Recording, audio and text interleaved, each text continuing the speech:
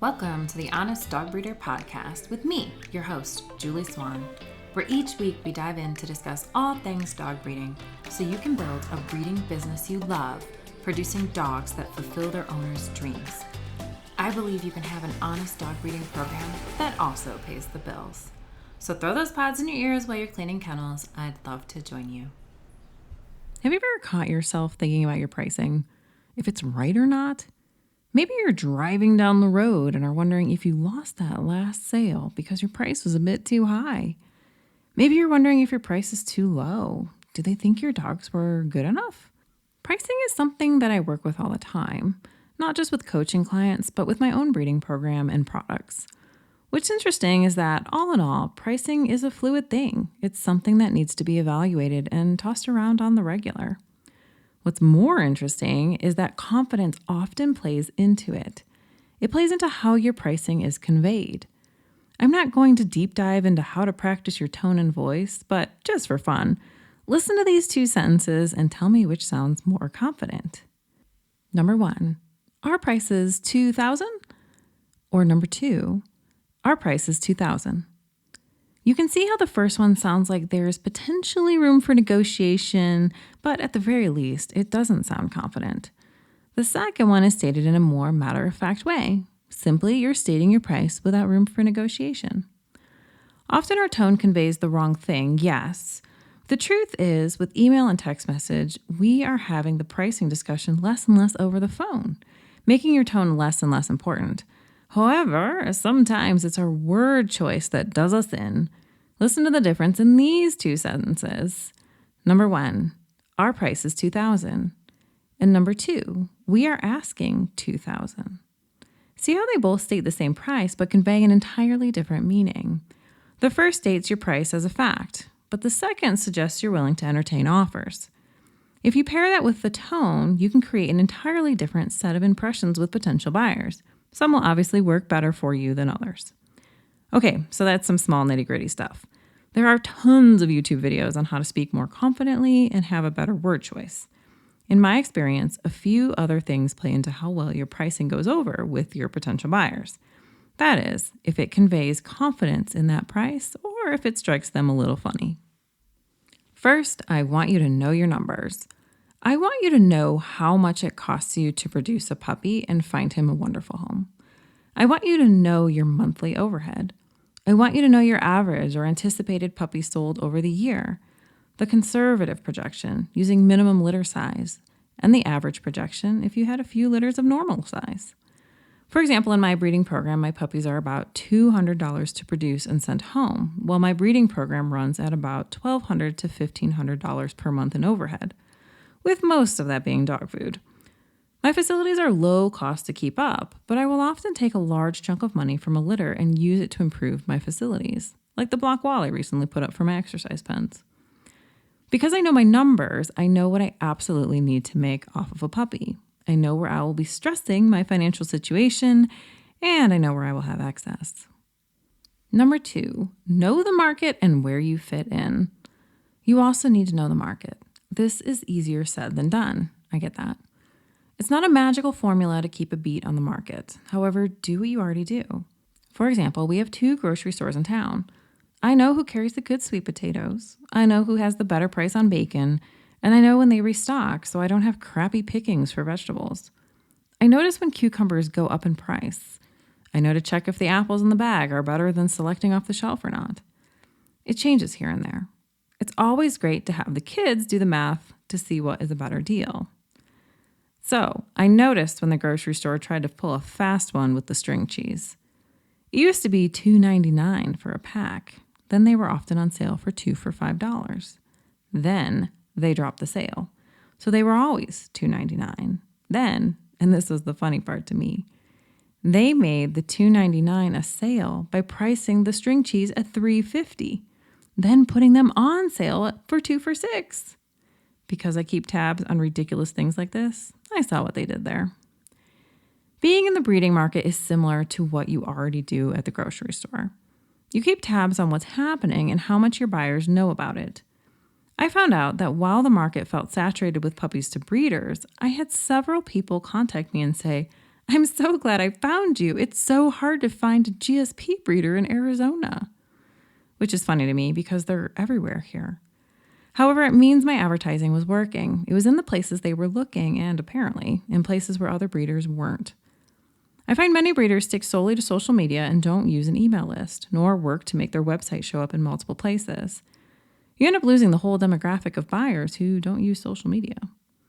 Not only are you paying attention to who else is breeding, but you are aware of where you fit in with the whole picture. Let me be clear. I'm not suggesting you are constantly checking other breeders for their pricing. That's kind of lame and boring. It's more that I want you to have a general pulse on it. You want to know which third you're in. Are you in the bottom third of pricing for your breed in the area? Are you in the middle, the top? Then you need to know why you're in that pricing. Are you there because you're new and you are building experience and because you don't yet have a name? Are you in the middle because you know you have good dogs, but you don't want to deal with the high-end buyers? People's expectations will change based on which tier you're in, especially if they are also partially price shopping. If they are getting a dog in the lower tier, they won't expect much from you. However, if you're in the top third for the breed, they're going to want a lot more support and hand-holding. Neither situation is better or worse, but there will be a group that will feel better to you, people you'll enjoy working with.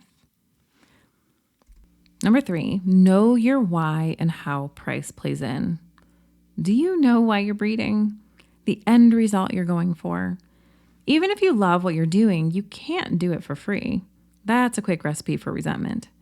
For me, I know that I love the moment when I hand a dog to a buyer. That moment when potential is handed to the owner and their journey is about to embark. However, I also love my kids. I like going out for a good burger with Bill. I like to take trips and I like to get coffee with friends. Dog breeding has to fit into that picture. It has to work with it. Not only will that play into the time invested in breeding, but also the money plays in too. If breeding took away from my kids or Bill, it wouldn't work. It wouldn't be a net positive. I need to make a certain amount of money to tip that scale. It's reasonable to breed if I make a certain amount of money and it's no longer balanced at a certain price. If I were only making a net of $500 per dog, I wouldn't breed. The work would be way too much for the gain. There are other things I could do with my time that would give me a better return on my invested time, money, and energy. Why does this play into confidence in pricing? Well, because understanding the line between a positive experience and resentment will help you say no when people offer you less than you know you need to make. I know that if someone offered me $700 for a dog and I didn't make the money I needed to feel good about things, I would be angry. I would take that anger home. It would sit inside me and fester. I would feel taken advantage of, and I would be worried that those people wouldn't take care of the dog. By holding my price, I retain my value. I retain my sanity. I retain the lifestyle I want. I know what my dogs are worth, and I work to convey that value. It allows me to smile when someone offers me a lower price and kindly tell them, no, they're more than that. I don't even defend it and say they're worth more than that. I simply state that they cost more. Number 4, are you offering enough to justify your price? This is another question you have to ask yourself. Is what you're offering worth the price you're asking? Sometimes going back to the tone of voice, you'll see that you're hesitating when you state your price, or even if you're confident in your tone, your word choice suggests otherwise. There are many reasons this could be. It might be simply because you're insecure asking for money. Yet it might also be because you aren't confident in your product. The ultimate way to be confident in your price is to be confident in your product. I am confident in my dogs. I know they'll hunt. I know they won't have hip or elbow problems. I know they won't have allergies. I know they will be gentle with kids, and I know they want to work with you. I know that I have consistency with my dogs, and so much consistency that I feel confident selling their puppies before they're born, explaining to the family what they will get with one of my dogs. Sure, we do the temperament testing and figure out who will be best for who, but often it's splitting hairs. They're all good. If you are hesitant in your pricing, then ask yourself, is there something I am insecure about? Something I am unsure about with my product, my puppies, my process, or what I offer? This will open the door to invaluable insight as to where you need to step up your game.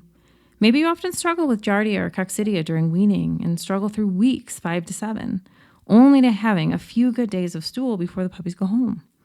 Maybe buyers often complain that their dog has loose stool after the stress of the move. They're frustrated, they have vet bills, and they're taking it out on you. You might be thinking about that when you state your price. That little twinge in your gut when you say your price and then feel a little guilty because you know so many may have vet bills in the first few weeks.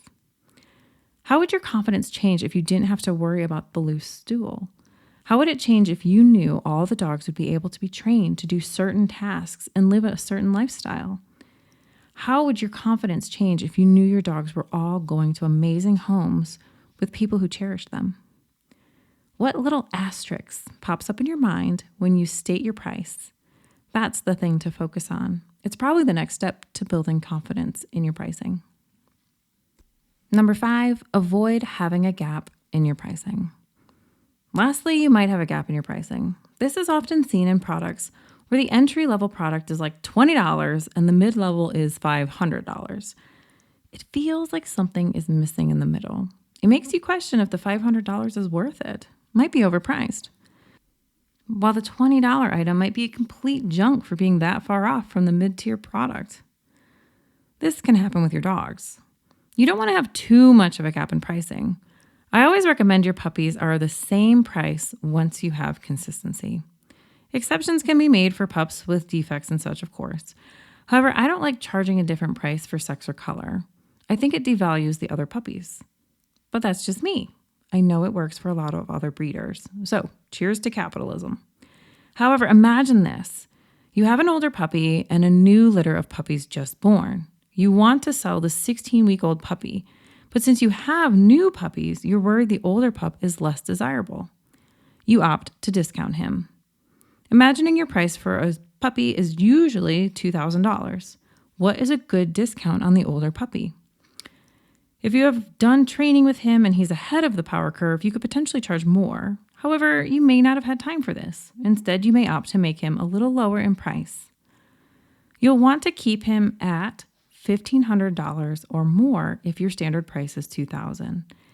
Any less, and the gap will be too much. If people see that the dog is $1,000, for example, then not only will he look like a bad value, but it makes your current puppies at $2,000 look like they're overpriced because they're only worth half the value 8 weeks after they're picked up.